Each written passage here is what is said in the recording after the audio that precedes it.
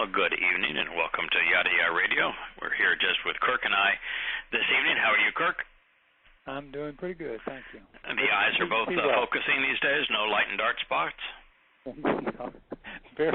Actually 2020 now. That's great. Oh, my, that is spectacular. Particularly for an artist, that's a really good thing. I understand that Terry is still under the weather. We do not have JB this evening. He is celebrating. He was awarded the job that he had interviewed for, so he has a bigger opportunity and more responsibility and greater compensation that goes with all of those sorts of things. So that is really good news. What I wanted to do is just kind of give you an update as to where I am in terms of writing, and we'll jump back into to this account of Sodom and Lot and Sodom. It is a remarkably different story, as we know, than that which we have heard. I'm really glad that I didn't attempt to do this translation in the first 17 years, I think, of doing the translations, and that I waited to later because this one it takes some thoughtfulness. Right now, I'm in the process of translating the first 7 Mizmor Psalms. I completed a chapter about a week or so ago that is the first volume of Volume 3 of Observations of Our Time that's now called The Second Coming. And we playfully hinted at what that might entail, but it's based on the first 3 Mizmor Psalms, and they're really moving. The thing that was I was going to let one cat out of the bag, if I may. The first word that Dode wrote. So Dode is, and we're going to find this out as we go through these first 7 Psalms. Dode's the guy. I don't care what argument somebody wants to foist, but Dode is the only person Yahowah anointed. And the word for anoint is Mashiach, which is the word that is transliterated Messiah. So if you're looking for a Messiah, there's only one that Yahowah himself anointed. It's Dode. Dode is the only person whom God said, "He is my son, I am his father." There's only one person that Yahowah, well, there's 2 people that actually Yahowah said they can be king, but only one of those that God was so impressed with his ability to lead his people that he's bringing him back. It's going to be the kingdom of Dode for 1,000 years. Who knows how long thereafter. So there's some things like, for example, Dode's the only person that Yahowah said, that dude, he's Sadak. He's right. Now, I will tell you that getting into, I think it was the 2nd or 3rd Psalm, and having to learn about some of Dode's later life mistakes. There's some things that Dode does that I don't like at all, and yet you realize that God loved him, and it is the most reassuring thing of all, really, because what it means is that the garment of light that Yahowah provides for those who are set apart and become members of his covenant family blinds even God of what we do that isn't perfect. He saw Dode as a beacon of light, because when Dode was inspired to write, he was a beacon of light. When Dode was dealing with his relationship with Yahowah, he was always brilliant, and God didn't see the rest of it. And it bodes well for us, because I would like my relationship with Yah to be based upon the best I'm capable of, the best I've ever done, and not on the worst. But This is the part I was going to get to. All right. I'm going to give you one guess. If you could sing to my heart, this is really personal now, and maybe it should be personal with everybody, because I don't think there wouldn't be a single one of us here, not one of us, if it wasn't for this word. What do you think is the first word that Dode wrote in the first psalm? Asher. That is it. Yep. Asher with a Y after it, so it's Asher with Yahweh's hand. With Yah added. Yep. Asher. And it repeats the word Asher without Yah's hand twice more in the in the opening stanza. In case you missed it. Isn't that something? Uh-huh. Here, I think we're the first in probably a better part of 3,000 years who have recognized how important Dode is to our understanding. And Dode begins his literary relationship with Yahowah with the same word that brought us all together. That's pretty cool. That is very cool. cool. When I was dealing with that several weeks ago, I just broke down. It was really a poignant moment. And then he proceeds to go through, and these first two Mizmor in particular, he just goes through everything that we have battled, because I think we're the first to say that the initial step to the covenant requires us to do what Abraham did, what Noah did, what Moshe did, what everyone has done that has been part of God's family, which is to walk away from religion and politics, to walk away from Babel. And that's how it begins. That's how his story begins. Walk away from the ways of man and celebrate the Torah. And then today, with man's fastest growing, and I think most debilitating religion being conspiracy, the second Mizmor opens with God saying, what in the hell is wrong with you with these conspiracies? What on earth are you doing this for? This is just ridiculous. Stop it.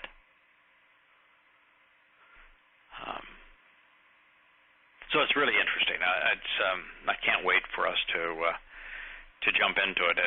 We'll have to get back in the sequence of things because we haven't really gone over the last volume.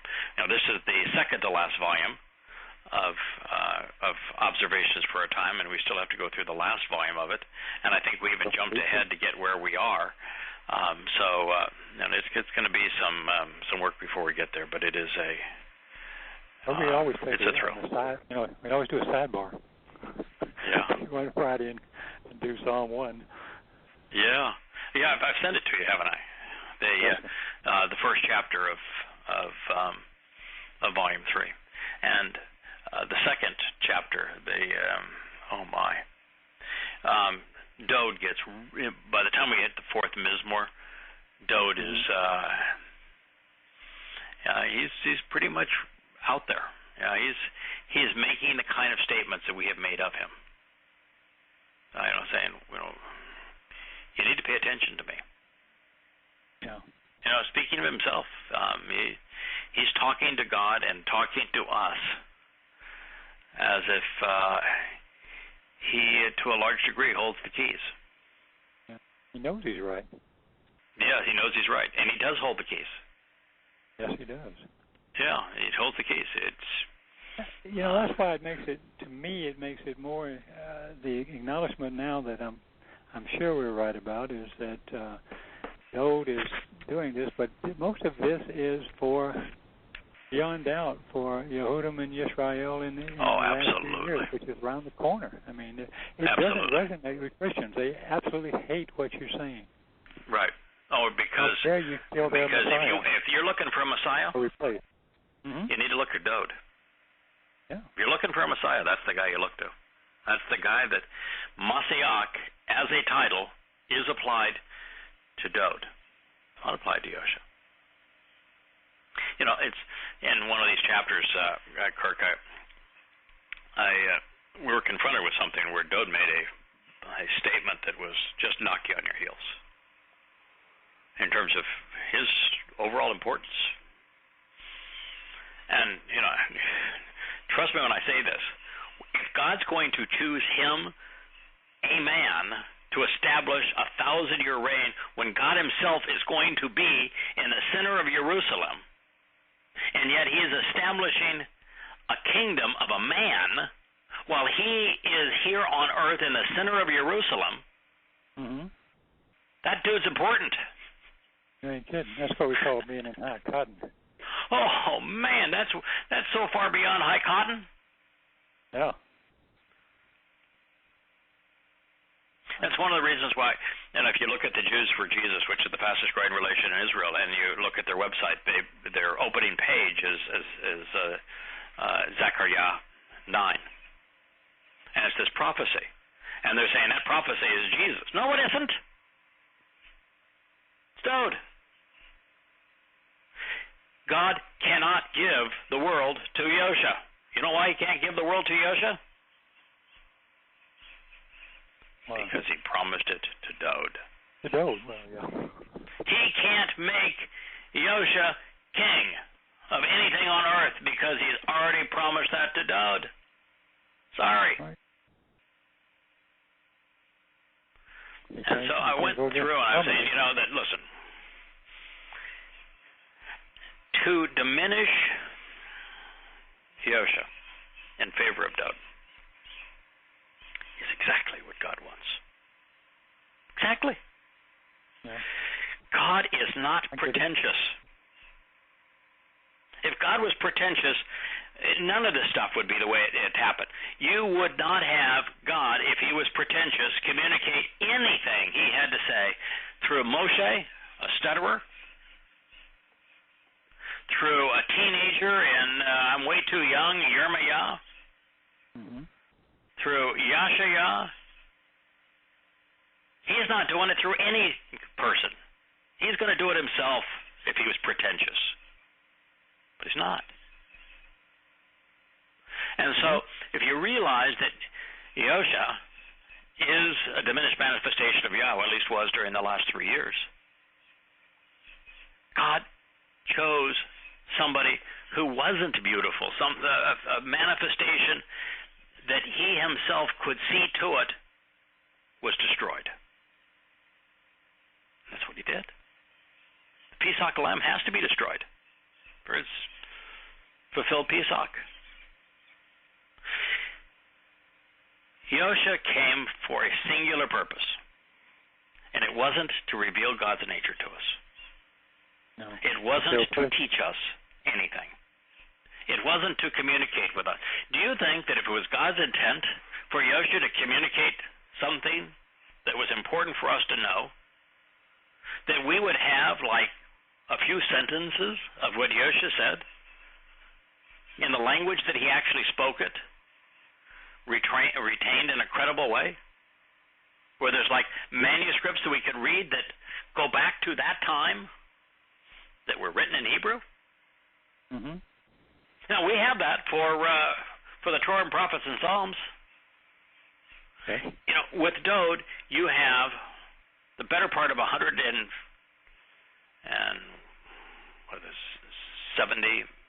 Mizmor, 40-ish Mashal, all as he wrote them in Hebrew, most of which retained in the Dead Sea Scrolls. And you don't have a single word from Yosha? Not one. Even if it were God's intent that we learn something from his words, we don't have them. And I'm here to tell you that you just better off throwing away the books of Luke and Mark. So we don't have them. So Yosha didn't come here to tell us what we didn't know. In fact, when he talked, who did he quote? He quoted Moshe, Dode. The Torah and the prophets, right? Yeah. Right. When it's the seminal moment of his life, the purpose for which he came, Dode is quoted. Yosha quotes Dode. You don't have Dode quoting Yosha? No. So we can learn profound insights from Dode because they were written down for us to contemplate. We don't have that from Yosha. Yosha came to fulfill Pesach. He's the Lamb of God. If he doesn't fulfill Pesach, we don't have a prayer. We're done. No. We're cooked. Really, really important. And he played a role, obviously, but it's really Yahweh's soul, a nefesh, that endured matzah. And it's a combination, it's the set-apart spirit that facilitated Bakodim and Shabuah. So, his mission was profoundly important. God said, I myself will supply the lamb, and he did. Mm-hmm. And when you celebrate Pesach, is it our job to worship the lamb? Absolutely not. We eat the lamb for nourishment. No. Do we tell that lamb, oh God, lamb, I am so glad that you're doing this for me? No. No. No. So, when you think about it, it becomes really self-evident that God's not looking for us to be Jews for Jesus. He's not looking for us being Messianics. He's not looking for us to be Hebrew roots, but certainly doesn't want us to be Christians or rabbinic Jews. He doesn't want us to make a concoction that's 2 parts Pauline Christianity and 1 part rabbinic Judaism. And I think we've the cat's meow. Mm-hmm. Just blended together of lies. If you want to know what causes a man to be tzedak, right, and therefore vindicated, pay attention to what Dode said. If you want to know how one develops a relationship with God such that the creator of the universe says, you are my son, you are my daughter, you are my child, and I am your father, then I've got some advice. Listen to Dode. But what's so amazing is that the Zechariah 9, as it's talking about this prophecy that people get all wrapped up in their panties over, thinking that it's Jesus. It says that you're going to inherit a kingdom that goes from sea to sea. Mm-hmm. Well, guess what? I'm sitting here translating the Psalms, and right here in the Psalms, God, long before Zechariah would be inspired, Yah is telling Dode, when you return as king, you're going to inherit the lands of the Gentiles. You go from sea to sea. Verbatim? Wow. Yes. Verbatim. And it's just like when we were dealing with Yeshaya 9, the thing that is in all the Christian carols, where it says, that in his name shall be, and that he shall be. And we went over it, and one of the key words, there is a reason that ethnic Jews rejected Yosha, and that is they had read the Yeshaya 9 prophecy, and they knew that this individual was going to be a Gabor. He was going to be a mighty man, a warrior, a man of great valor. Yosha wasn't a warrior. Never fought a battle. Wasn't a military commander. He was the last thing from a Gabor. That's why they didn't accept him. That's why they didn't recognize him. That's why they did recognize the warlord, Bar Kokhba. Because he was a Gabor. Dode was a Gabor. Wow. That's a military man. He's a lot of things. I mean, the most inspired writer of all time. But you put it all together like this, wow. But when you read that prophecy in Zechariah 9, which is included in that chapter, it is absolutely evident that the person he's talking about is Dode. And the reason that so many people get fooled into believing that it's Jesus is because he'll be riding on a donkey. People don't even bother to look. Is Dode ever once associated with a horse or a camel? No. Not once. No. When Dode was going to be responsible for getting bread out of Bethlehem, well, by the way, guess where Dode came from? Bethlehem. That is correct. When he was responsible for delivering bread, what animal was that bread delivered on? Well, I'm sure it's a donkey. When Dode said, okay, God has arranged it that my son, Solomon, is going to be the next king. And he needs to ride into town for, his ordination. Proud. What did he give him to ride? Sure, it's a donkey. He said, give him my donkey. Let him ride my donkey.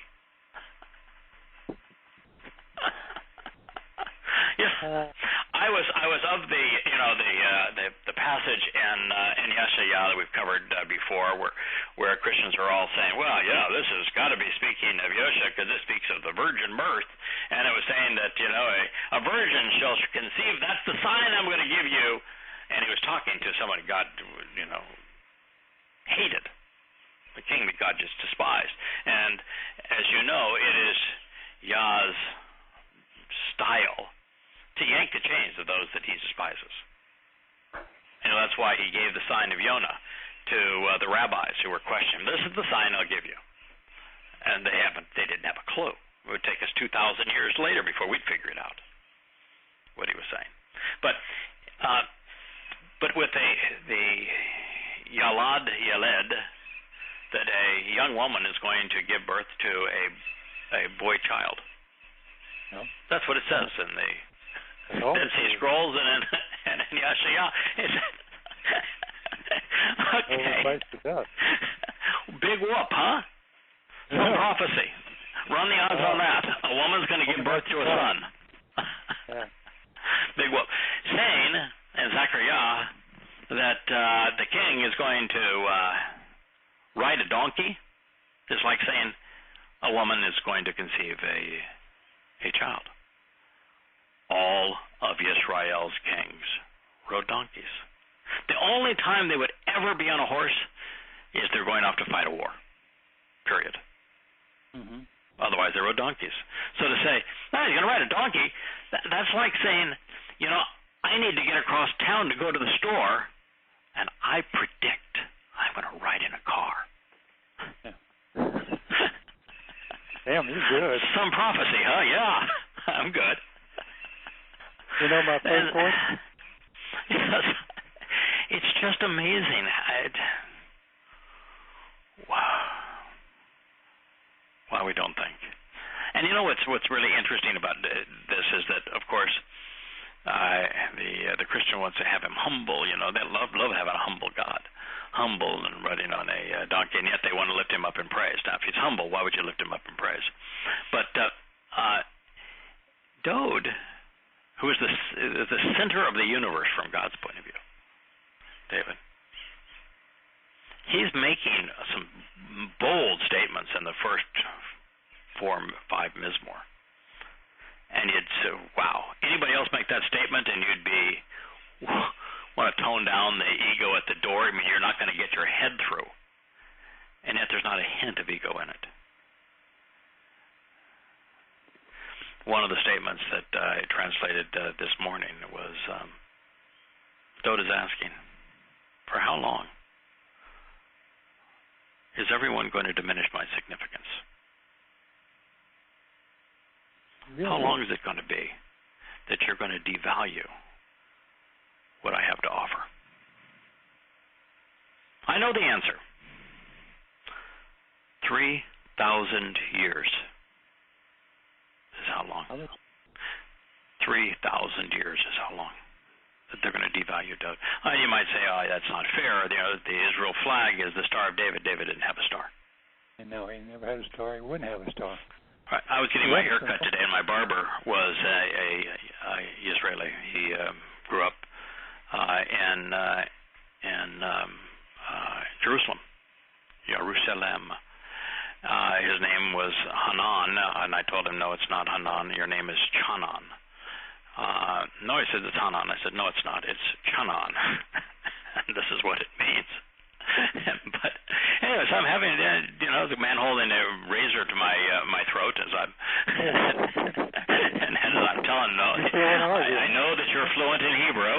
I understand where you were born and raised, but I'm here to tell you this is what the words mean. And we talked about God's name and everything else, but it is truly amazing just how they just don't know. We were talking about Dod's name. And I said, what I've come to know, he mentioned Jesus. And I said, no, there's no Jesus. There's a Yosha. But what I've come to realize is that there's somebody vastly more important, especially for Yisrael and Yahudah. And that's Dod. He says, you mean Dawid? And I said, no, I don't mean Dawid. He said, but that's how it's pronounced. I said, no, it's not. It's DWD. It's based upon the verb and the noun, meaning to love and be loved. And the word that it's based upon is DWD is Dod. There's only one time in 1,000 times that the name appears that it has a Y in it for the id at the end. One. The other, 700-800 times it doesn't. And, I've gone through it, as I told him. So how do you pronounce the book that Moshe was associated with? Oh, Torah. Oh, wow, where do you think you get the O? Yeah. What do all Jews say to each other when they greet one another? Shalom. Shalom. Shalom. Where do you think you get the O? Yeah. When you talk about Elohim, and you know it's from Eloah, where do you get the O? Oh. Yeah. And so it's Dod. You may not like the sound of it, but that's just it. Yeah, beloved.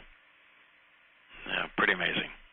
So anyway, let's return to Lot and the story of Sodom. But I guess what I wanted to share is that we have. Once my life really settled down, and I went through phases. I went through a separation, and during the end of that separation period, where we're kind of in reconciliation, which did not go well, there was I didn't write as much. And immediately after the separation, I moved down to Florida, and I was kind of all over the place, and didn't spend a lot of time writing. And about 4 months ago, I got to the point where I'm back now doing it 8-10 hours a day, 6 days a week, sometimes 7. I can do it 7 days a week because this is not an ordinary job. But and I've ended up writing 2 chapters out of the 1 chapter we're on right now, which is chapter 11 of volume 2, which is the story of Moab.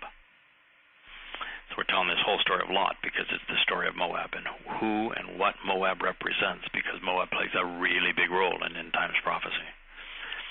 And then completely rewrote and retranslated, and we've already gone through it prophetically, the chapter Yeshua 17, which is puts together the timeline of exactly what's going to happen here, and not that many years, something around 7-8 years from now. And then completely rewrote Yeshua 18, which exposes and condemns America's role in the destruction of Israel. Attempted destruction of Israel. As a matter of fact, today Trump was in the news reaffirming against all reason that it's appropriate to sell $100 billion worth of advanced weaponry to Saudi Arabia. And then I went back and I completely rewrote the chapter on Moab because I had started volume 3 and I started it in Yirmiyah 48. I was going to do 48 through 51 because it covers much of the same material and it does a beautiful job of explaining what Babylon is and come out of her, my people. That is so essential to what God is calling his people from and to. And it begins with Moab again. And so then I went back in and turned that chapter into about a 150-page chapter. But there's something that clicked, Kirk, and it didn't. I'm sure it's not going to click for everyone.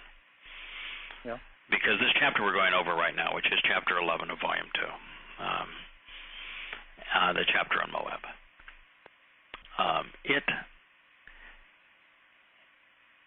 is written very differently than anything I've written before.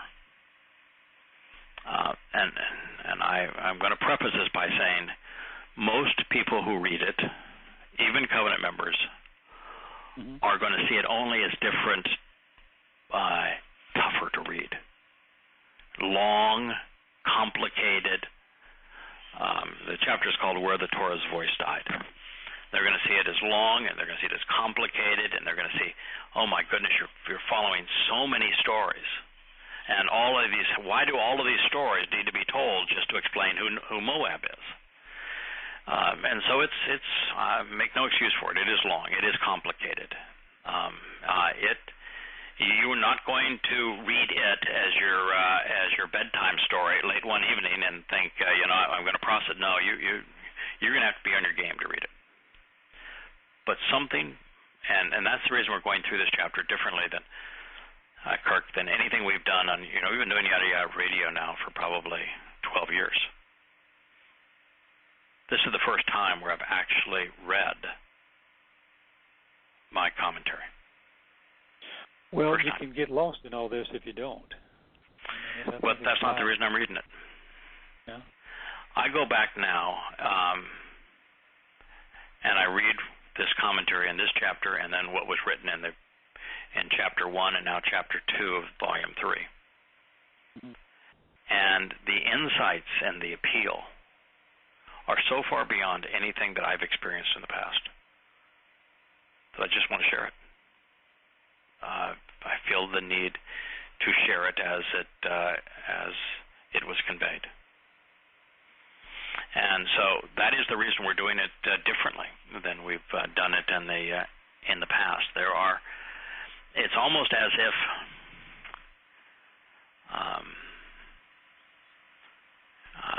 I've settled into a role that I did not want to play, and have said, all right, let's do this. Let's keep focused on the mission. The mission is to call Yisrael and Yahowah out of Babylon. And there are 3 Babylons: geographic Babylon, religious Babylon, and political Babylon. To call Yisrael and Yahowah out of the 3 Babylons back home, such that they disengage from religion, politics, militarism, from conspiracy, and they embrace the covenant, embrace the Torah, embrace Dod as their king. And that's one of the things that's interesting about Zechariah 9. It says, your king is returning to you. Well, the only king that Yisrael and Yahowah had, I'll tell you for sure, that is returning is Dod. And so, but it's extraordinary what we're up against, and what the mission is, which is to awaken Yah's people and to call them home, and to do so at a time where the fastest growing religion worldwide is conspiracy, and the number one conspiracy is blame the Jews. Easy target, they think. Yep. So as the sun... Before you jump in, can I just ask you something? Yeah. Last week, I haven't been able to do a whole lot, but last week I did 1914, and this week I did 1915. And I'm finding things that are very odd, good, but I didn't expect to find, because I've looked these words up for years now, and like in Shakar in 1915. it has so many. It is packed with so many meanings that are relative. If you read what you write in the commentary, the whole thing, and then you went back and looked at it, and you look up something like Shakara, and I'm not as deep as you are with as many options to go to, but I'm finding both with the grammar and this that it'll say things that I never saw before that are totally. Yeah, it's happening to me too. To the theme of what you're saying, or to the commentary. I even found this when I found us with snatched away and Paul's terms for the rapture, and then I looked up rapture in Greek, and my God, it just goes on and on and on. And you say, I was going to begin in Barashid 1915, but is there me to read 1914 and let you? Right now. Okay, I'm going to share 1914 and let you run with the words that you found, and then we'll do 1915. Now, the enveloped and entangled. Now, that's the name. That's what the name Lot means. Enveloped and entangled. Now, there's every name that God gives, there's a reason He's giving it. And to be entangled speaks of a web. And we're going to actually go through the substance of a spider's silk and how a web is woven to understand why God chose this name for this man. He never got out of the trap of Sodom. He walked out of the city, but he never left it. He was enveloped in it. He was entangled in it. He was wrapped way too tightly and intertwined. That's what Lot means. And it helps us understand the character that Lot's playing. Lot is being spared for a very short period of time. Not because of Lot. He's not being spared because he was a righteous dude. That whole argument, what if there's, 100, what if there's 10, what if there's 1? You certainly wouldn't destroy the place if there's a righteous dude down there. Well, Lot's not that righteous dude. God is not sparing Lot because he had his act together. He's sparing Lot for one reason.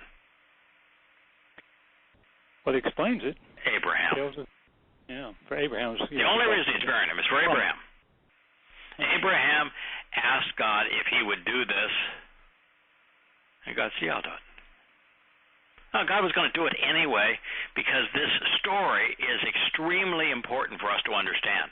But the motivation isn't for God to be able to enlighten us through this story. The motivation was for God to show Abraham was God's friend. He doesn't call Abraham his son. Abraham was God's friend. He befriended him. And through this friendship, we are given access to the covenant. And the thing that is important here is that Abraham, other than explanations, I don't understand this, could you explain that to me? Other than asking questions that he did so kind of in a strange way. The only thing that Abraham had asked of God previously is it possible that my servant from Damascus? Oh, I guess he asked too. What about, can my servant from Damascus be an heir? No. Ooh. How about Ishmael? Can Ishmael? Well, that'll work out great. We already got him. Absolutely not. So now Abraham has learned a thing or two, and Abraham's taking a walk with God. They're chit-chatting, and he looks down, and that's where his nephew is down there in Sodom, and God says, I want to destroy the place. And this time, you notice Abraham saying, well, can my nephew be part of the covenant? Doesn't ask that, does he? Just for you spare the place for one individual. So it was important to Abraham that his nephew be given an opportunity. Keeping in mind that part of what this story is all about is the fractured family of man and how badly human families are fractured, including Abraham's family, badly fractured. And that sometimes we can want the best for someone, and we can even go way out of our way with God and with them to to give them an opportunity to get their act together, and it's just not going to prevail. It didn't work with Lot. Yeah, Abraham bought time for him. He pleaded with God, got him released from Sodom. But it went downhill after that. We just don't always prevail in the human family as part of the story. Okay, so now the enveloped and entangled went out and said to his sons-in-law, which is kind of an interesting that it was sons-in-law because the daughters are presented as virgins, but now it's sons-in-laws. That means that they're married, right? Mm-hmm. Yes. And it helps reinforce the translation that I had earlier, that he wasn't offering the town the opportunity to rape his daughters. Yeah, he was using his daughters as a contrast, as a window for understanding, not to be taken sexually. It gave no opportunity and no inference that was the case. And this furthers it. It doesn't say they didn't know any man, as in they were a virgin. These are sons-in-laws. No, it is about they had rejected Yada, the ways of man. The daughters had. So it said to his sons-in-laws, who were to obtain his daughters, and the were to obtain, I wrote it that way, but there's no past, present, or future tense in Hebrew. So it could just as easily who had obtained his daughters, who had grasped hold of his daughters. Laka means to receive, to grasp hold of. So whether it's past tense, future tense. And what's really interesting, because it can't really be future tense, because guess what? Those boys didn't make it out of Sodom, did they? Get out of the town, no. No. He said, get up. Get up. You're going to want to get out of this place, because Yahowah is going to destroy this corrupting pit of a city. But he seemed like he was jesting at the expense of others from the vantage point of his sons-in-law. Just kidding around. That's the normality factor. Those that recognize that American currency has been so badly debased and devalued that it's only faith that is creating a pretense that your money has some value. And the fact that it's the foreign reserve currency, and that the Federal Reserve, when they couldn't sell any more T-bills, used smoke and mirrors with quantitative easing, creating the illusion of money to borrow the money to lend to the government that was $20 trillion in debt. The normalcy factor makes it very difficult for someone to perceive a world at war again, or a world where chaos reigns, or a world where their currency has no value. Well, these fellas couldn't envision God destroying their place. Hey, man, it was a happening joint. It was party hardy here, man. The normalcy factor caused them to think, yeah, no, things will be just the same tomorrow morning as they were yesterday morning. Come on, get out of here. The normalcy factor is very difficult for people to get beyond that. So if you tell people, listen, the world as you know it, in less than 15 years is gone. They won't even process it. It's not in their realm of understanding. That's basically what these guys were saying. Now you just get going. Go away. You're testing. All right. So which words were there in there that? No, I wasn't thinking about that one near as much as the one that's following. So other than okay, but when I look them up, you'd be surprised. Right down to the preposition, he tells the same story. It's amazing. Anyway, if we go to the next, then allow. Yeah, that word, by the way, is shak-ak, which is making a mockery of himself by engaging in foreplay. They're playing around with them and perhaps even fooling with them.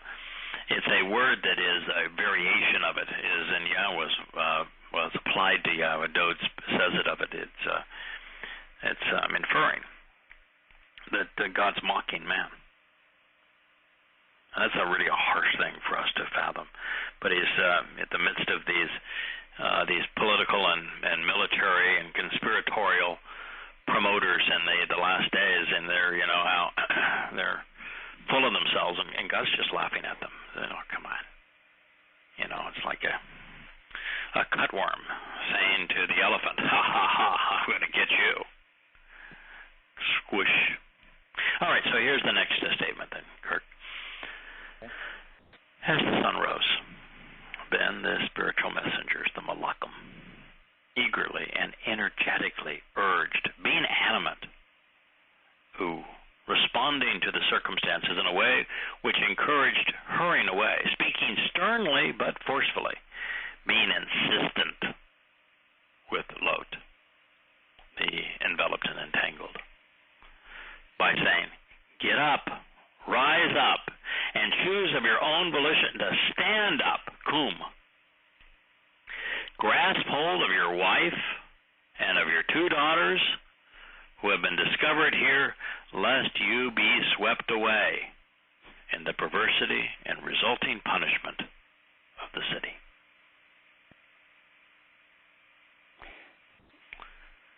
Here was so what did you find?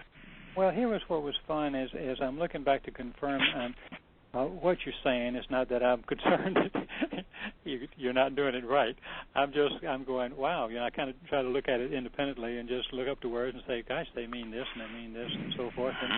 And like shakar, obviously it's usually translated to dawn and daybreak, and that's fine. But I look at the verb, and as a verb, it means to, it's a dark place, dark in color. It's to peer into the dim light of morning in search of something. A place of the rising sun, which it was. I found it also, it means to be charred, which is what's about to happen in a few, right after they leave. Yes.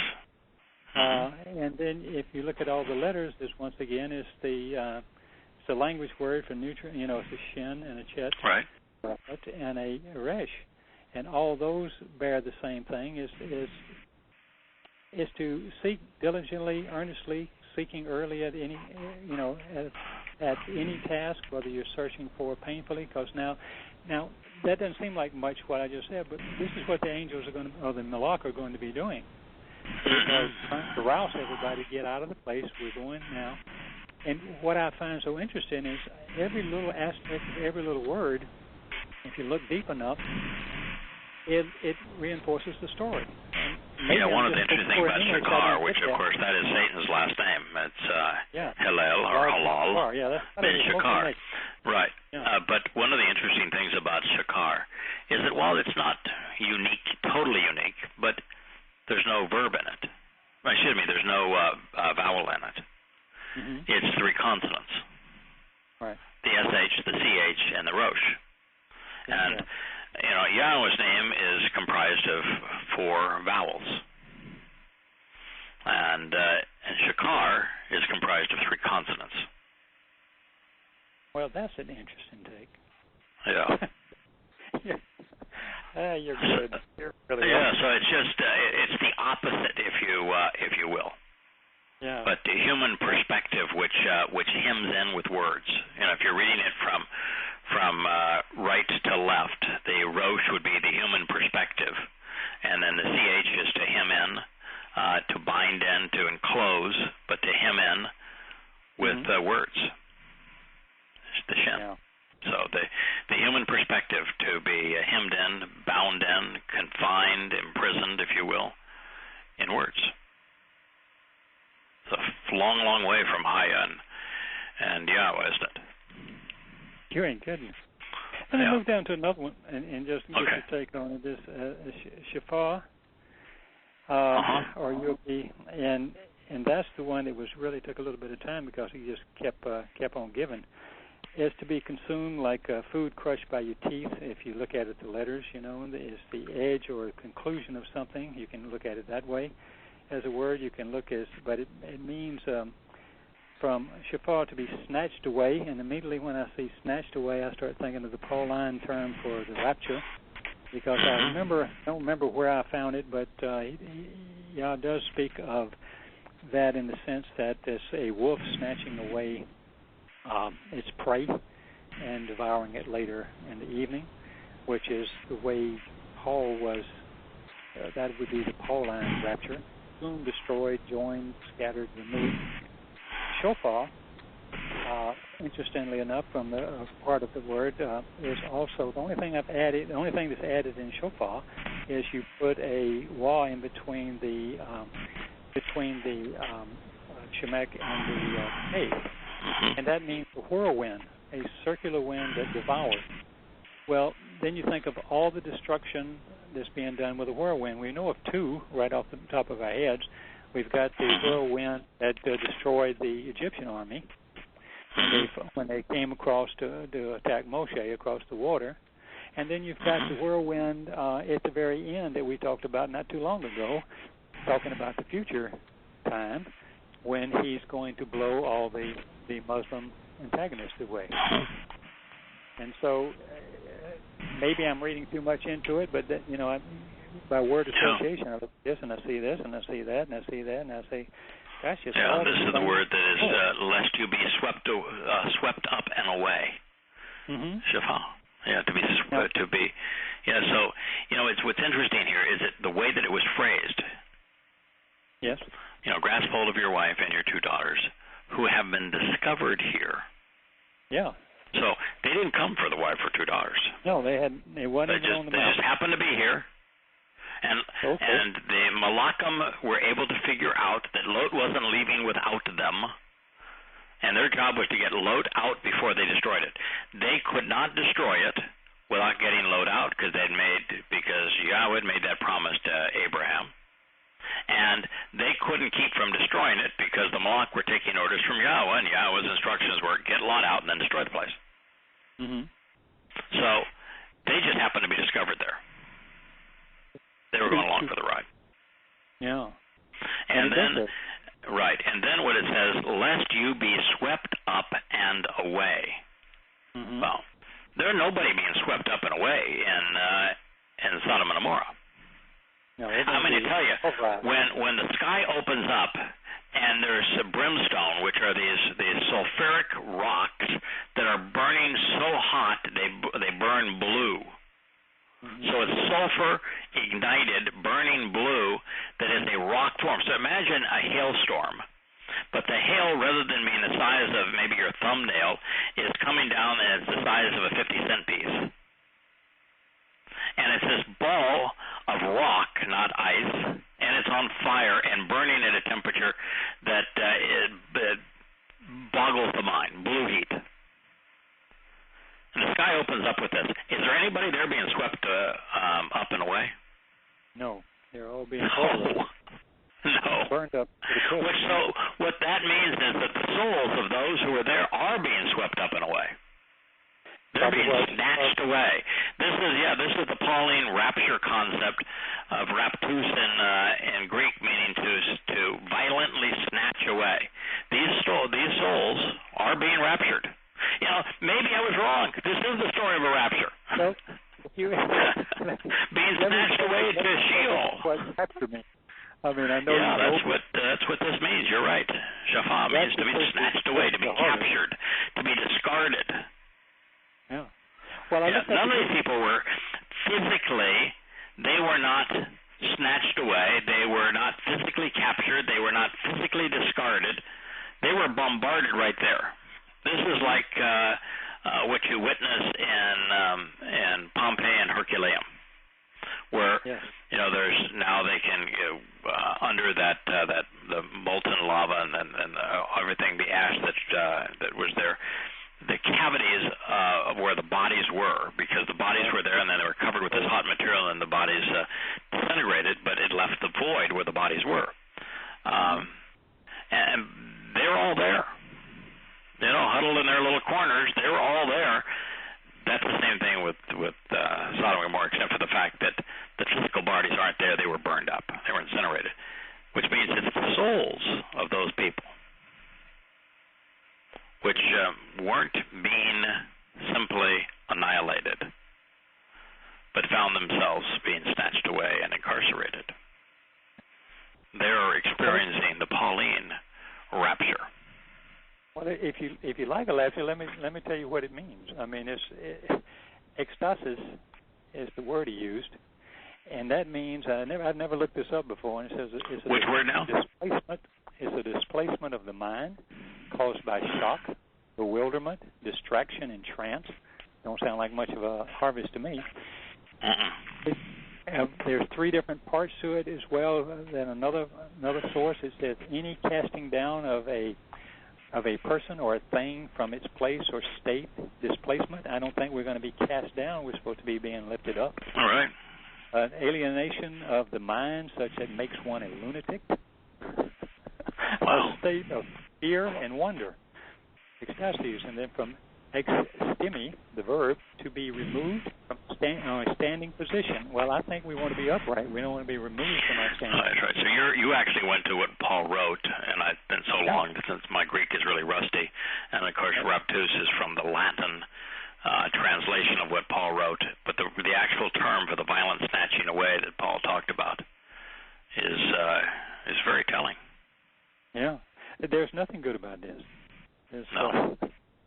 No, in fact, it's perfect for this occasion, because what Paul wrote about in terms of his rapture is exactly what's happening here, but to those who are being sent to Sheol.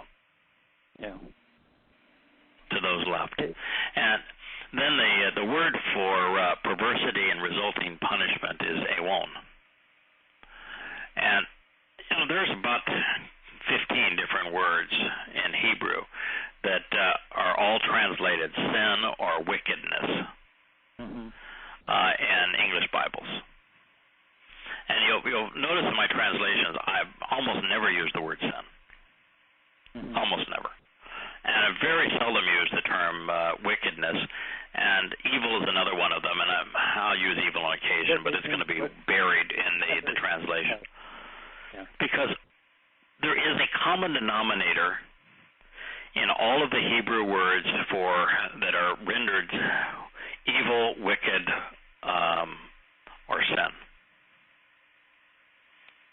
And the 2 common denominators are perversion, twisting, corrupting, and wrong. The single most common denominator of every Hebrew word that is rendered sin or evil or wicked is wrong. The antithesis of Sadak. Dode was right. These folks are wrong.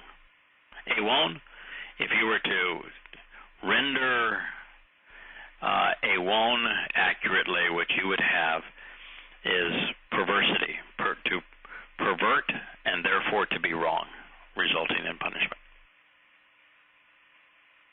Yeah. But that's what they all boil down to.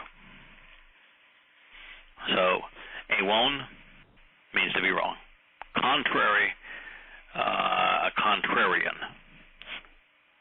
Serpentine crookedness, a propensity to twist, to corrupt, to pervert. And then the city is ha-ir, and then ir means everything from city to anguishing shrines and temples, terrorizing asses, displeasing inhabitants. And I found all of those. Yeah, absolutely. Yeah. Well, if you're wondering about whether to trust these translations, my gosh, the more you'll find, you'll just be delighted when you go there. You'll find, wow, that's really, really it. Yeah, my experience is that if you take these translations and you check them, rather than being delighted that they're accurate, what you'll be delighted in is how much more you can learn. Yeah. Well, as amplified as these all are, there's still more there. Yeah. So it's fascinating to read the reason that the Malachim provided for Lot's wife and daughters accompanying them out of town is that they simply were matzah. They were discovered there. As such, their removal was not by design, not based upon Yah's instructions, not based on familial love. Moreover, in the next statement, we discover that the Malachim overpowered Lot to make certain that he was not left in Sodom with the women in his life tagging along. But the most telling phrase is that Yahweh's mercy was directed exclusively towards Lot and not the women about to become salt, nor the incestuous daughters. Isn't that interesting? Also. Yeah, it really is. And they don't even have names. I noticed that too. I was going to look up the names and I can't. No. What's interesting is that their offspring have names because it's the offspring of product of that Sodom union that matters. Because now we're dealing with what really matters is the name of the offspring. What is the outgrowth of Sodom and Gomorrah? Yeah. Yep. But for reasons entirely his own. Isn't this interesting? For reasons entirely his own, he hesitated. This is the hitpael imperfect. Hitpael means acting on his own initiative with ongoing consequences. For reasons entirely his own, he hesitated. He foolishly delayed. He tried to extend his time, and showing a lack of understanding, he lingered. From ma to question the who, what, why, when, where, and how of something as man standing. This question really is man standing is what they're questioning. Mm-hmm. The individuals, meaning the two spiritual implements, Waha-ish, powerfully and harshly seized him by the hand. This is blowing the living tar out of the idea of angels being these cute little girls with wings. No, they get the job done, don't they? All right. They were sent to do a job. They're going to get a job. The individuals, meaning the two spiritual implements, powerfully and harshly seized him by the hands. Shazak ba yadhu.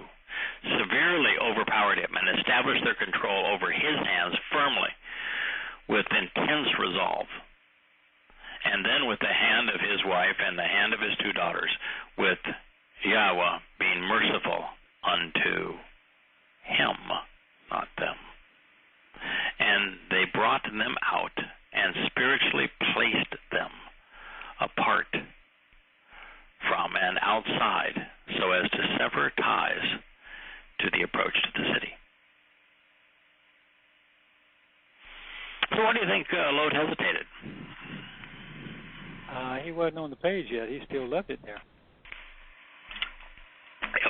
Yeah, he couldn't fathom it. Unsure, and you know, he ran away. He took the first opportunity he could to get away from Abraham, although he has no life without Abraham. Mm-hmm. But we can talk until we're blue in the face to religious people about this is who God is, this is what He's offering, this is what He's asking of us, what He's going to give us in return, and they're going to hesitate. They're going to hesitate. No, life's pretty good. I got 2 cars in the garage. I got a chicken in my pot. Got a dog at my feet. I got a couple of kids. Yeah, they're a little cranky, but got a job. I can't imagine. Life's good. I don't need what you're offering. I hesitated. Yeah. Happens all the time, doesn't it? God's brilliantly presenting the greatest offer ever given to humankind, and most people do a Lot. They hesitate. So the fact that Lot is hesitating is instructive of what happens when we tell people the same story. The sky's going to fall in. The earth, as you know it, is corrupt. It's wrong. It's going to be destroyed. You need to get out of Dodge, and there's only one ticket out of this place. And what do? They hesitate. Yeah. And so in this particular case, Lot was seized by the hand, and it dragged him out of town. Now, God's not going to do that with anybody else. He's only doing that because He made a promise to Abraham. Mm-hmm. You have to fulfill it. Yep. And brought them out spiritually and placed them in a place that was set apart from the city. So, it's important here to recognize that the Malak, they're not acting on free will. Volition all over the place. And yet you never once see volition conveyed or projected on a malak, but constantly being applied to people. This reaffirms the nature of the Shabbat, wherein we recognize that they're just following orders. And this is why they, Chazak, harshly overpowered Lot. Yad had given them a directive, and they were going to carry it out. Certainly blows away, of course, the myth of angels being sweet, pretty little girls with wings. Now what follows and is really clear and contextual. It's a real-world explanation of what God is seeking. He wants and desires from all of us, whether we have lived in an ancient or modern Sodom, antiquity's Babel, or today's incarceration of, or incarnation, I should say, of Babylon. And it came to pass, as they brought them outside, severing ties, then one said, of your own volition, flee and spare your soul. It is his desire that you do not look back, nor have any regard for what you've left behind. In addition, it is his intent that you do not take a stand or abide standing still with anyone in the broad and open way or with anything associated with roundness. Choose to escape to the mount, lest you be swept away. Now, for the religious person, all they get out of this is, don't look back. God's going to turn you into a pillar of salt. Don't look back. And it's like the whole thing is God was a cosmic killjoy. He's going to have the fireworks show of all fireworks show in the history of humanity, and he doesn't. He's a killjoy. I don't want them to enjoy it. But that's what it means. It's a lot more than that. Oh, of course. When you look at it, it's to consider, like carefully consider, thus observe. It even says in the definitions, observe. Don't depend. It's something that you depend upon. You closely examine, you carefully consider, you gaze on with regard, you regard with respect, pleasure, and something that you care for. Well, if you want it, then keep it. You know, that's right. Yahweh trying to save your life, and that's what you go to it. Just like he said when when you send them off to Babylon, if you want to do religious stuff, not here. Really straightforward. They brought them outside, severing ties. Walk away from Babel. Walk away from the corruption of religion and politics. Walk away from that stuff. They brought them outside, severing ties. Then one said, of your own volition, flee and spare your soul.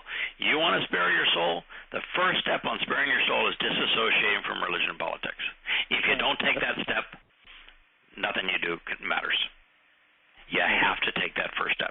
And if you don't take that first step, God's not going to introduce himself to you. You are never going to come to know him. No one has ever ended up in heaven that hasn't taken the step away from religion and politics. That's exactly what's being presented here. God doesn't ever miss an opportunity to teach us the single most important lesson in life. Step away, walk away from Babel, from religion and politics, from man's perverted and twisted wrong realm of Sodom. And then he just, for emphasis, said, of your own volition, flee and spare your soul. It's the only way you can spare your soul. You know, you can't spare your life. We're all going to die. Mm-hmm. But you can spare your soul. And the means to do that, the first step, is to disassociate from religion and politics. Then the Malak explained not their desire. They're speaking for God. God has free will. And they said, it is his desire. How many times you hear Christians say, I want to know the will of God? Well, here it is laid out for you. Just understand the Hebrew grammar and you got it. This was written in the Hifel imperfect Jusiv. The subject engages the object such that they become similar with ongoing implications based upon the will of another. Yes, speaker's desire. Yes. So, it is his desire, Joseph, that you do not look back, nor have any regard for what you have left behind. You know, you could just say, don't look behind, don't look over your shoulder, don't look back. But even if you write it, don't look back, you've eliminated the purpose of the juice of it. It's there for a reason. It expresses third person volition. It's his desire that you do not look back or have any regard for what you have left behind. That is the primary meaning of the word. Expressing the intent of the one who has sent us. It is his will that you no longer respect, that you should cease to care about the others, no longer interpreting your understanding from your past. In addition, it is his intent that you don't take a stand or abide or stand still. And this is al-Amad, with anyone in the broad and open way. Ma kol ha-hikar. With anyone. Don't take a stand. Don't remain. Don't have any regard for anyone in the broad and open way. But when you read, and of course in the English translation it just says valley. What is God against? God's got nothing against valleys. There's nothing to do. Don't you want to linger in the valley? God's got nothing against valleys. The broad and open way. What does that mean? Where have we heard that before? Well, that was the downtown in this chapter, where was the downtown where they were going to reside. Remember, they came in and said, no, we're going to stay downtown in the broad and open way. It is the big path where everybody goes down instead of the narrow path. Right. Right. Yeah, it's, Yosha's, listen, there's not a lot in the Greek accounts that you can say, I'm going to take that to the bank. That's what God said. All I'm going to tell you is since Montaignac, Matthew 5, 6, and 7 obliterate the religion of Christianity. There is no chance whatsoever that was edited to obliterate the religion, unless God actually said it and they said, oh my God, this is his longest speech. I'm going to get whacked if I change a word of this. So even though it's in Greek, I want to leave it the way it was. You've got nothing that even comes close to being as likely to be trustworthy as that. And in that, Yosha is laying out the broad and open way and the narrow and unpopular way. And he says that the broad and open way leads to the death and destruction of one soul. And the narrow and restrictive way, the unpopular way, leads to life. And the whole purpose of this section is don't think for a second that I have come to obliterate the Torah and the prophets. I've come to fulfill them. Well, context. Why would he say that? Why would he begin the single most important speech he would ever make saying, don't think I'm here to annul or to obliterate or to do away with the Torah? Everybody missed it.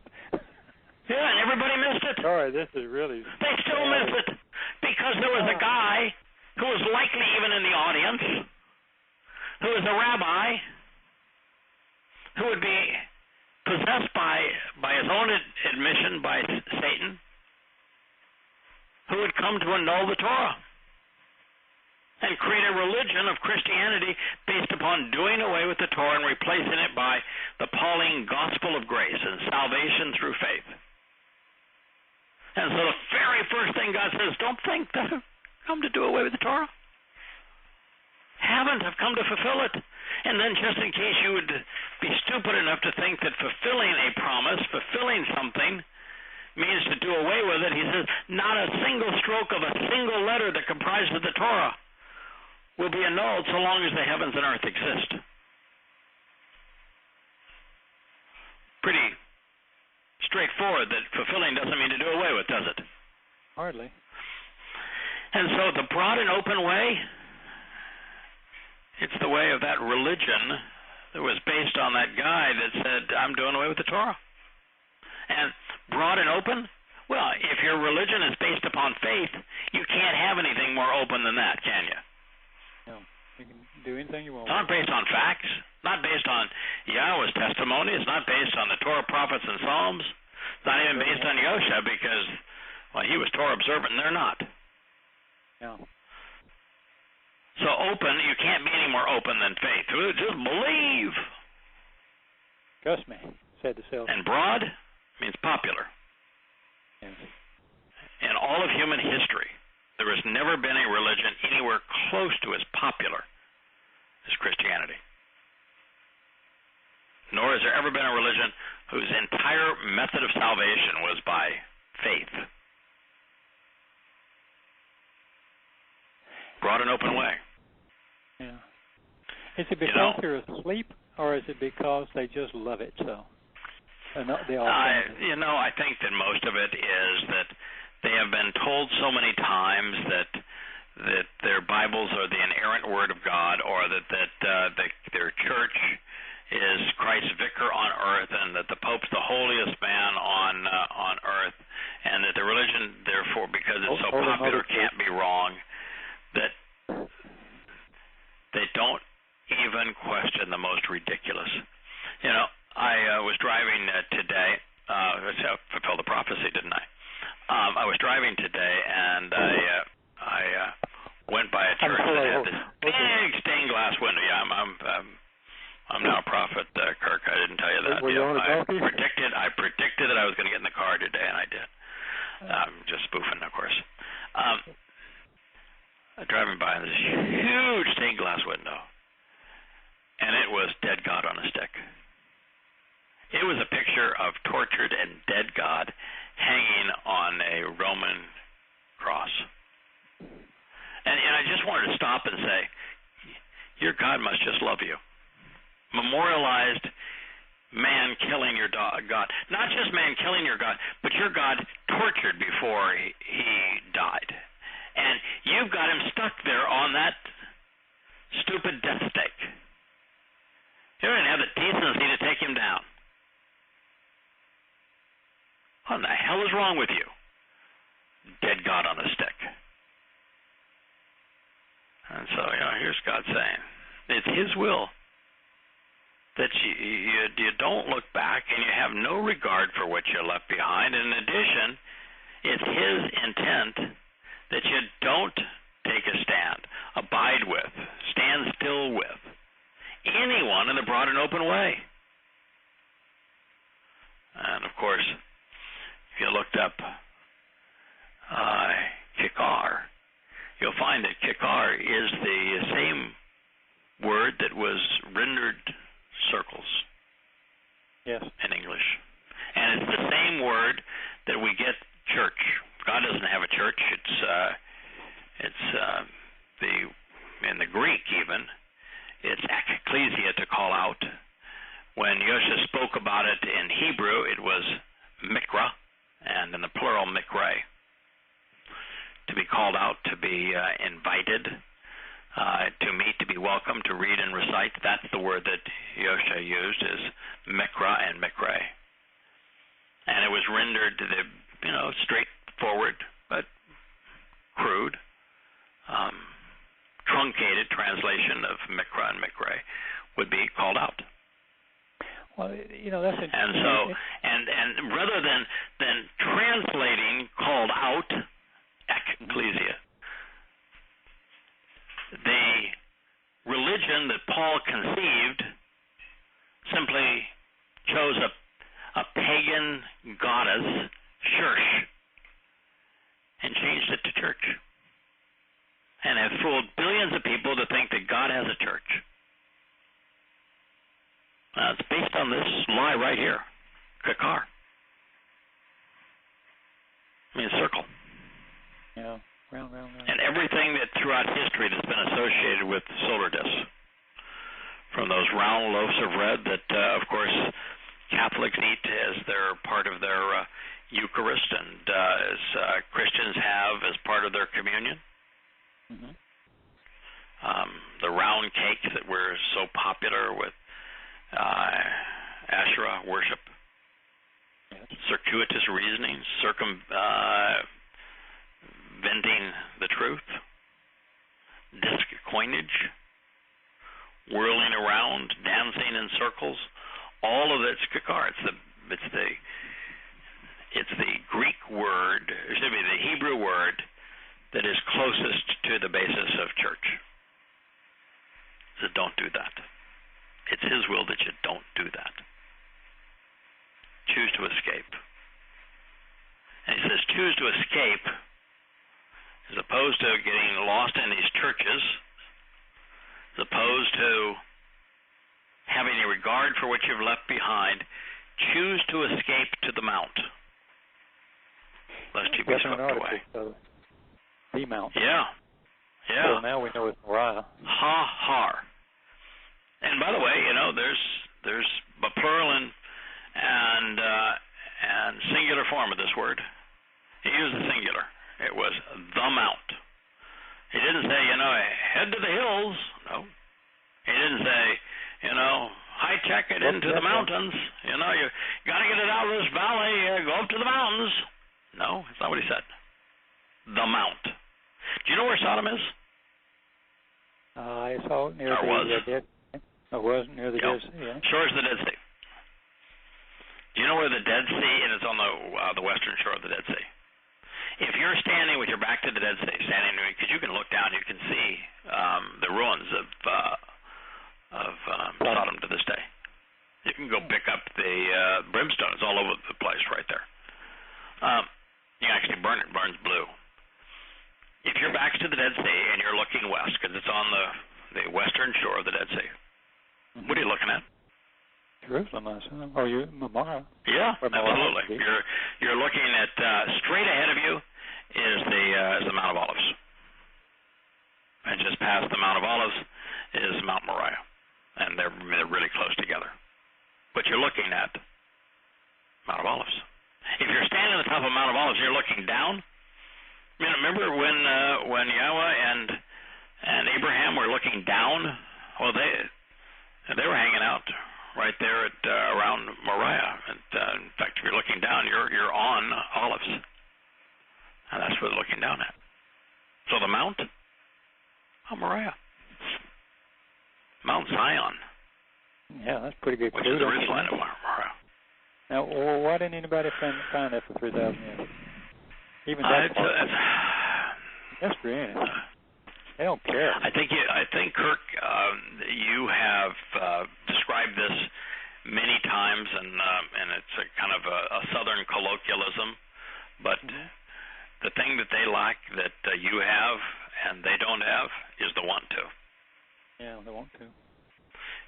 We have to be cognizant of the fact that as exciting as it is to see these insights, and as thrilled as we are when we uncover them and get to share them, they weren't hidden. They were there all the time. Anybody with the want-to could have found anything that we have found. You just got to have the want-to. I know so many people. I'm going to Bible study. I'm going to study, and I didn't know half of it when I started, or even just 10th of it, or 1% of it. But I knew enough to know a lot of this stuff has to be wrong. So you couldn't fool me with it's an errant word of God. I said something right here. Well, just think of going to Bible study, Kirk. Yeah, I know. What is BBL? You want to understand that the evolution of words. You look at their letter root. Most ancient words are comprised of 3 letters. There's ones that are actually compounds of different thoughts that'll have 4, 5, 6, and 7 letters. But the preponderance of Hebrew words are comprised of 3 letters. Now we'll write them out as more simply because we're transliterating them. But for example, this "lest you be swept away," the shafah, 3 letters. What are the 3 letters in Bible? That would be the ancient letters. BBL. BBL. How is Babel spelled? BB. Well, I think, does it have an A in it? Or? Yeah, BBL. Okay, fair enough. God. BBL. What does it mean? With the Lord. With the Lord. Yeah, and what does Babel mean? Confusion. Yeah. So intermix and so as to confuse. That's what Christianity is, a mix of the Babylonian religion and the Syrian religion and the Greek religion, a lot of the Greek religion, a little Roman religion, a lot of the names, they love the Latin names. That's what it is. Well, I think the people that offend me the most are the ones who actually go to college for this. Yeah. And get a doctorate degree in divinity. Yeah, they still can't think it through. Yeah, know a lot of stuff and understand nothing. First, we discovered that from God's perspective, being brought outside was symbolic of severing ties with the libertine world of Sodom. Second, our willingness, so long as it's of our own free will, to walk away from man's moral morass initiates the process which our souls are by which our souls are spared, delivering that which is most dear by escaping human Babel.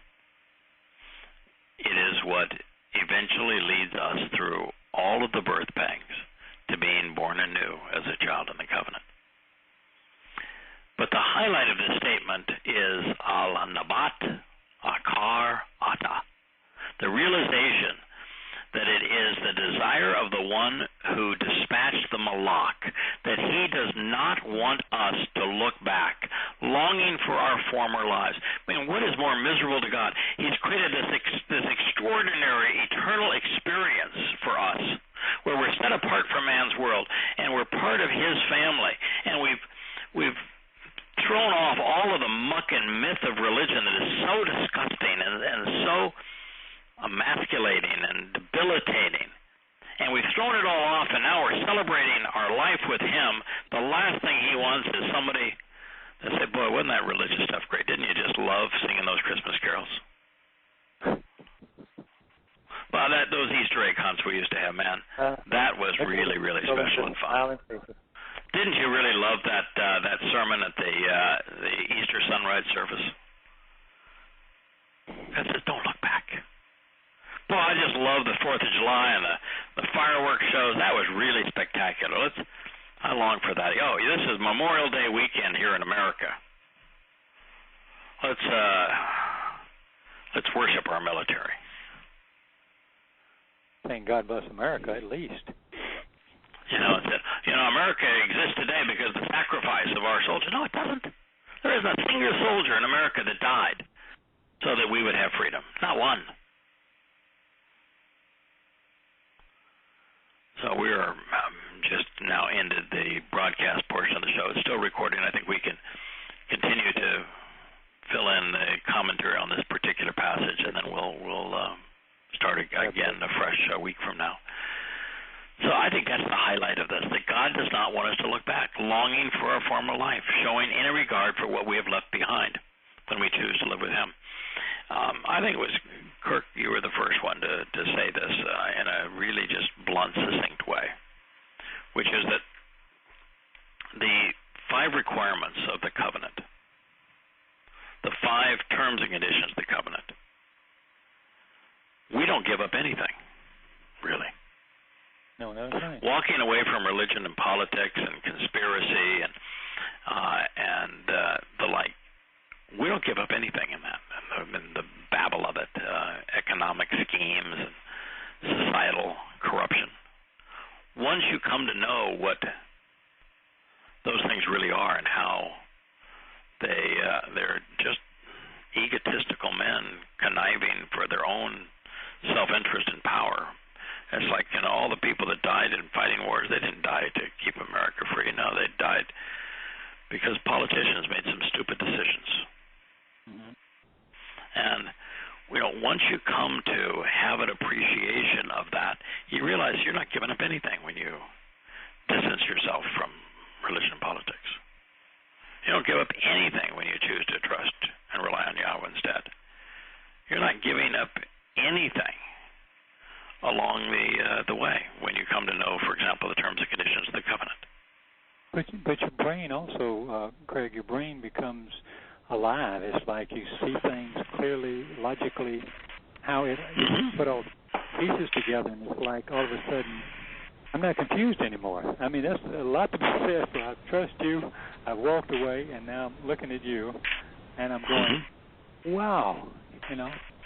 Yes, exactly. Yahweh's promises and teaching, and then all of a sudden you go, this is brilliant. I mean, exactly. It's real.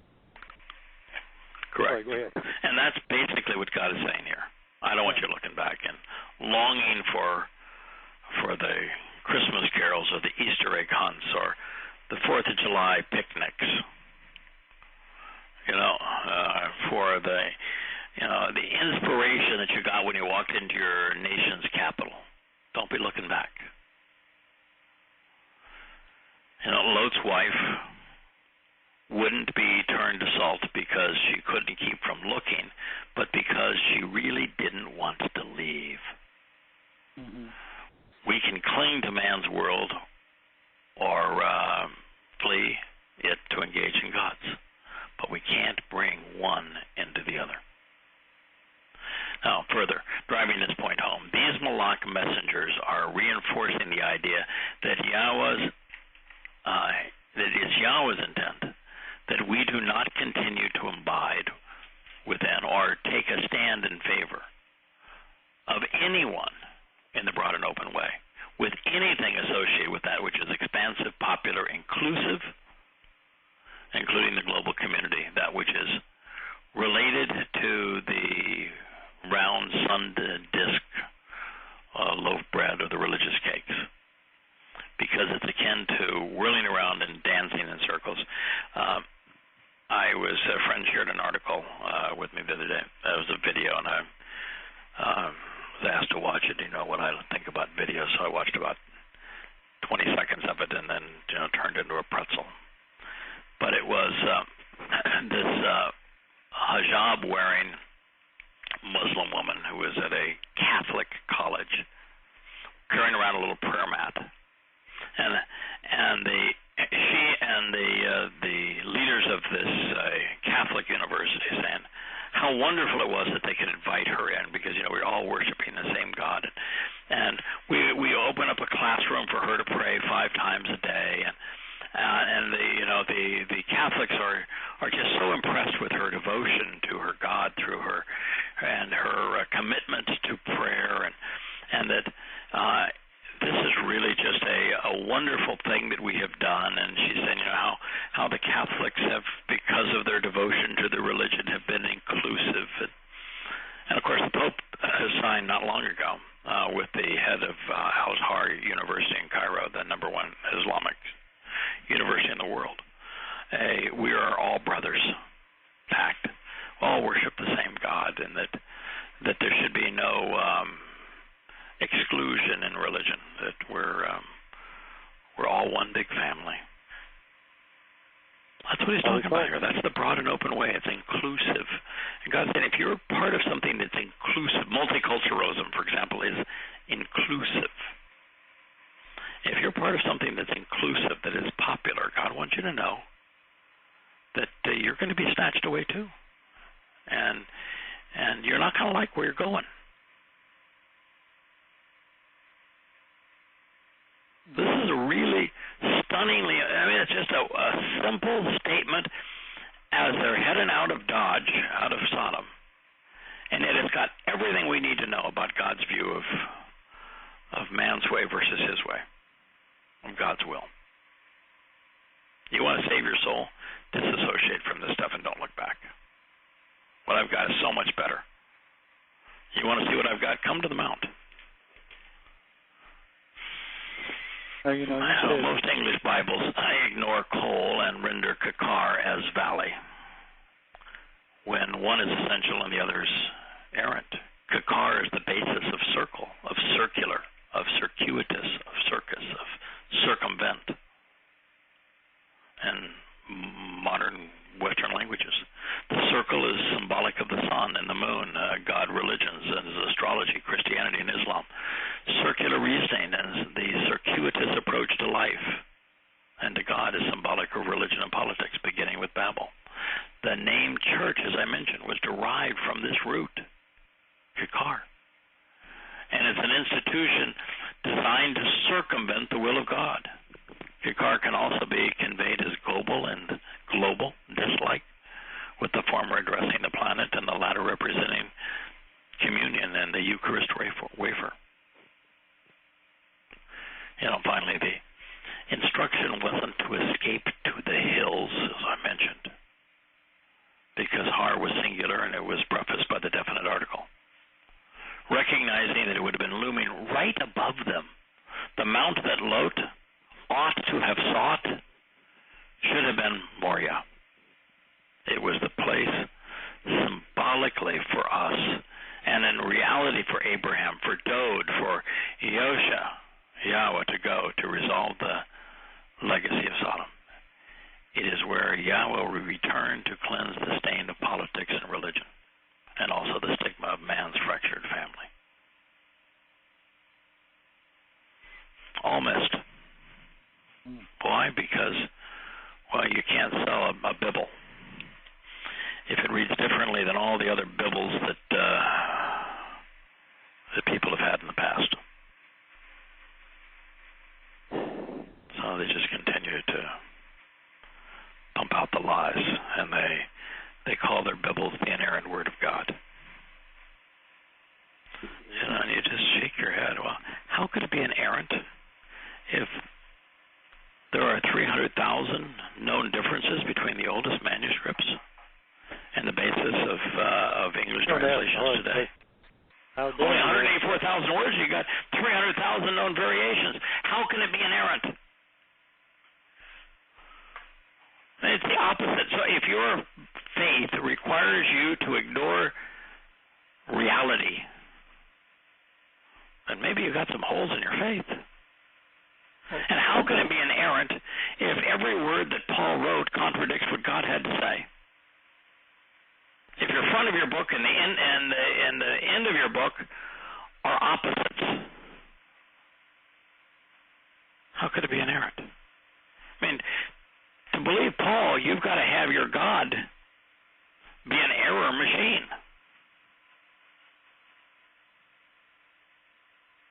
Everything God said has to be erroneous if what Paul wrote is true. And what Paul wrote can't be true if anything God wrote was erroneous, much less everything. It's not that hard to figure out.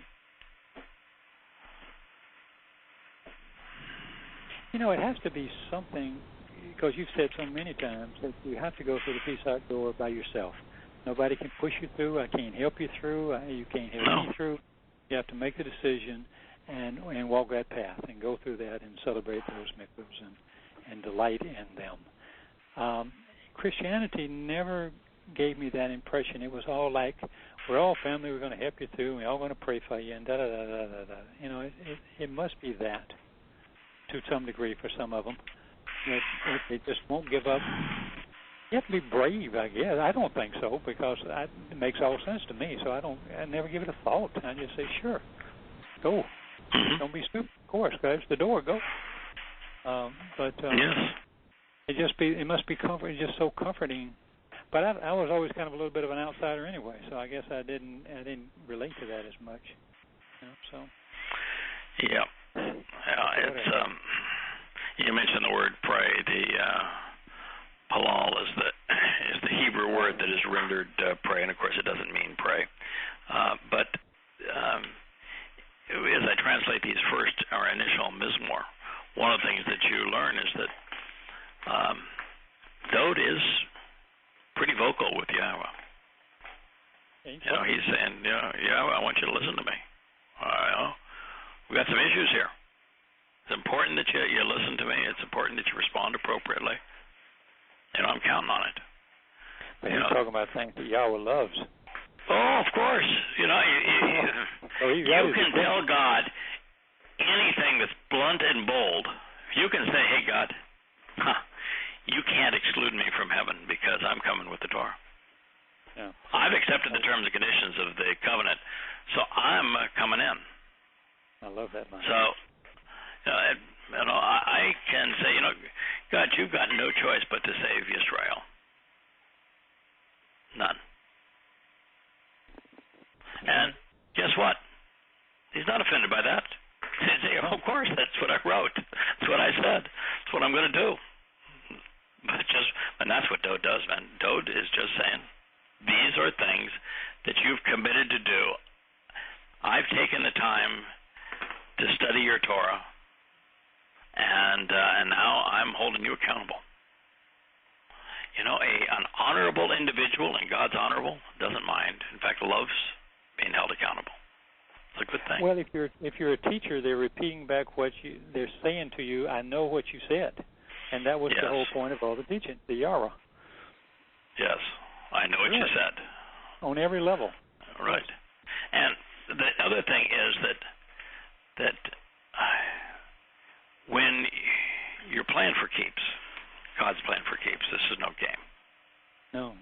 And you got somebody that's willing to stand up and make a difference and say, all right, let's do this, but let's do this together. And let's give them both barrels. The full 9 yards in World War II speak. God appreciates that. And so there's a lot of it. So this idea that people make their long wish lists to God, they have their long prayers. God has not listened to one of them. He has no interest in listening to what somebody wants who doesn't even want to listen to him. But if you're like Dode, if you're like those of us who prioritize our relationship and study his word and devote the time to getting to know him, he wants to know what you have to say. Then it's a productive relationship, and I'm certain, Kirk, with Terry having this infection that her body's having a tough time fighting, that there's a lot of requests. And it's wholly and completely appropriate. Once you're a part of his family, he wants to hear what you have to say. Yeah.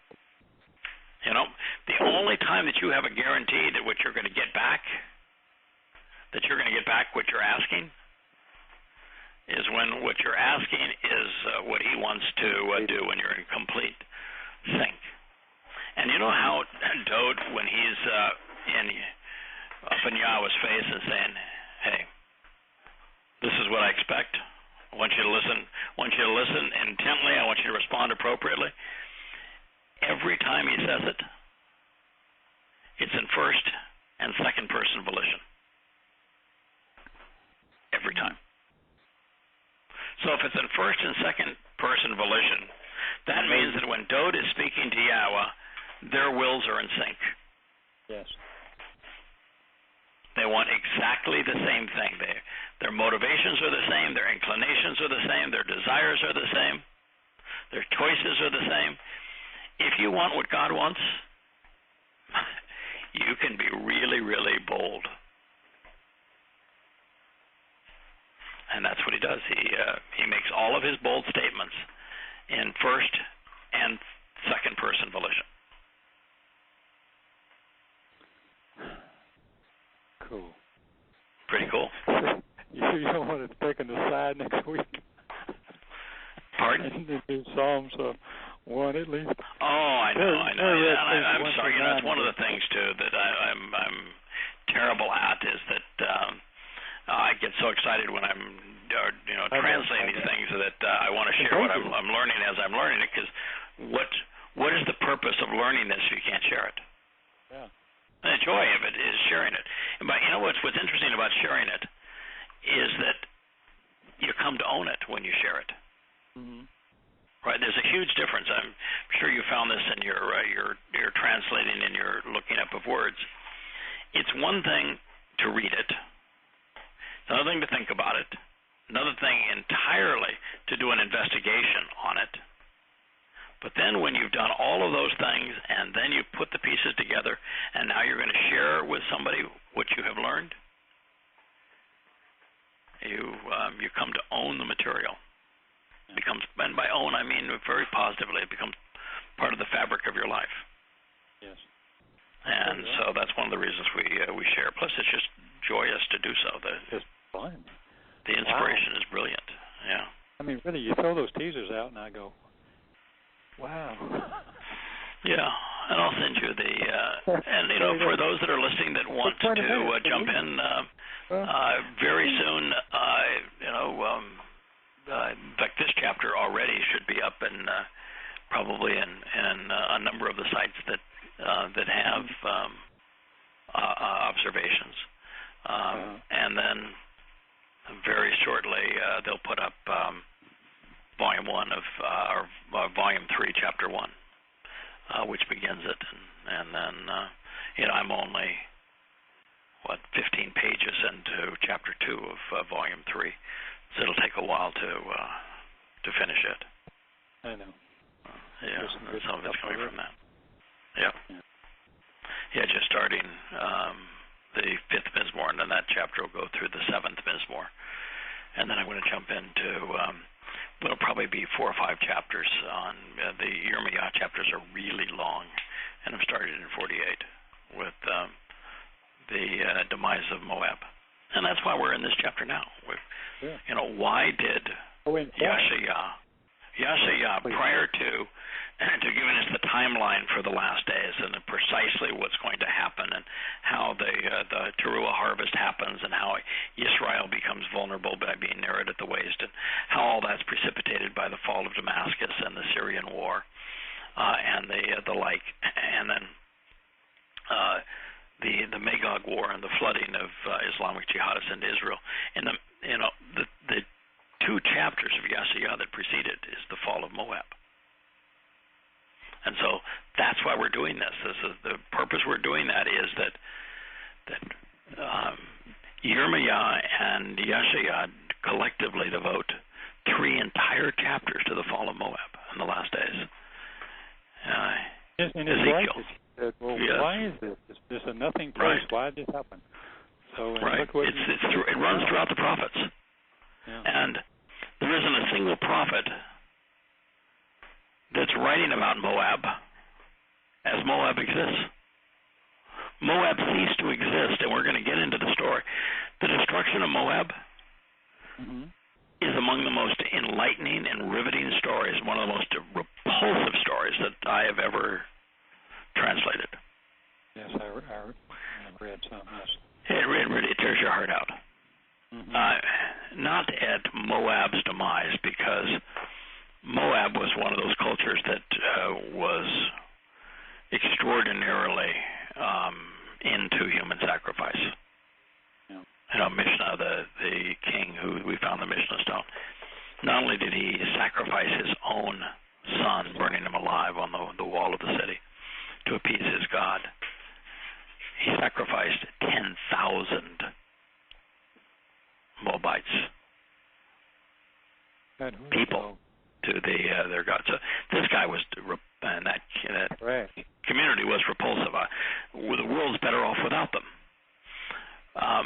But just because the world's better off without them, the way Israel establishes the conspiracy that would come back to haunt them,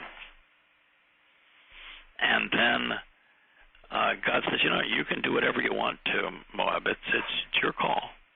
But I want you to understand that what you do to them will be done to you. And so it has been. We're going to find that story will tear your heart out. But it's essential to understand what's happened to Israel and the relationship between Israel and Moab. And also how 950 BCE is when Moab was destroyed. Yes. And yet all of these prophecies are taking place circa 2027 to 2033. So 3,000 years later. And they were recorded 150, 200 years after Moab was gone. So it's kind of like me predicting that, I'm going to go to the store tomorrow and I prophesy that I'm going to ride in a car. It's like saying, the king of Israel is going to ride on a donkey. But, the deal with Moab is that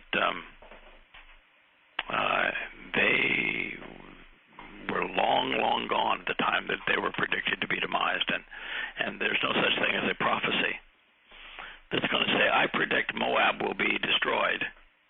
And oh, by the way, they were destroyed 150 years before I wrote that. And what's also interesting is one of the predictions of Moab's destruction says that it's going to occur in a single night. Mm-hmm. You know what the time of day was when Moab was actually destroyed? Probably noon. No, early morning. It was all because they were told. Yeah, they were told to dig some trenches, and said I'll fill them with water, and because they were on the east side of Moab, when the sun rose in the morning, which by the way puts them in Moabite territory, not in Israel from that perspective, so that's really an interesting perspective. But when the sun rose in the morning, the Moabites who were looking east, which is what in the world, since Moab is east of Yisrael, what was Yisrael doing, such that they were on the east side of Moab, but nonetheless it's telling in itself.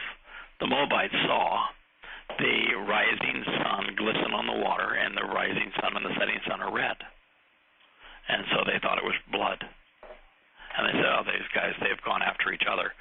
So since they've killed each other and they've got now, rivers of blood there, we'll just go steal what they brought there. We'll get their weapons and, we'll steal the booty. That was first thing in the morning, sunrise. Of course, the prophecy says that done in one night. No, it was done in at sunrise. So the ancient destruction is not what it was covering. Yeah. It's funny too that the Mishnah, the king, that Moabite stone, the Mishnah stone, the steel. Mm-hmm. He claims victory. Of course. His entire kingdom was destroyed. Killed his own son. Everybody. The Israelites only left because they'd wiped out everything. In fact, they not only wiped out everything, they plugged up all water supplies. They cut down every tree. They took all the aerial land and they covered it with rocks. And they killed all the people. Nothing left. I mean, literally nothing left of Moab. And so Mishnah declares victory on the Mishnah stone. Says, I really took it to him. Me and my God, we really took it to him. It's kind of like Saddam Hussein saying that he won the mother of all battles. Yeah, yes, we have. Shake your hand at that and go get in your hole. Then go hide in your hole. Yeah. Yeah.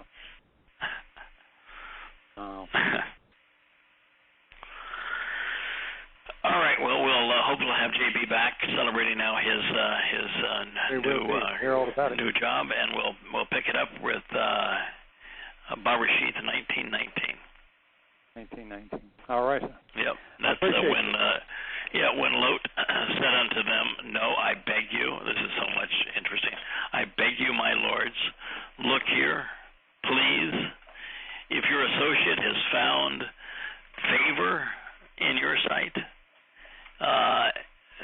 you have shown great kindness, which you have acted out with me, but I'm incapable of escaping by fleeing to the mount. And so the miserable altitude and the overt wrongdoing and the twisted perversions will cling to me and be associated with me, and I will die. Well, they obviously didn't understand Matzah. Ain't that the case? Yeah. Yeah, I said, no, it's just too much for me to make it all the way up to Moab. It's like telling people, I want the shorter version. It's just too much for me to have to read all this. That's too much effort. I don't want to, that's up that hill there. I mean, it's probably 1,500 feet vertical, maybe 2,000 feet. I'm not going up there. Yeah. No, too much effort. Yeah. Let me just hang down here. And I know that because I'm lazy here and I'm not going to make the effort, that all the perversity of the place I just left is going to cling to me. I got no hope of a better life. What a fool.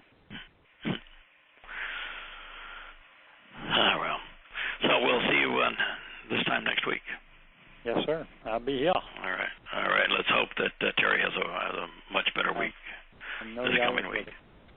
All right. We will get there. Thank you so much. All right. Good night, my friend. Shalom. Good night. Shalom.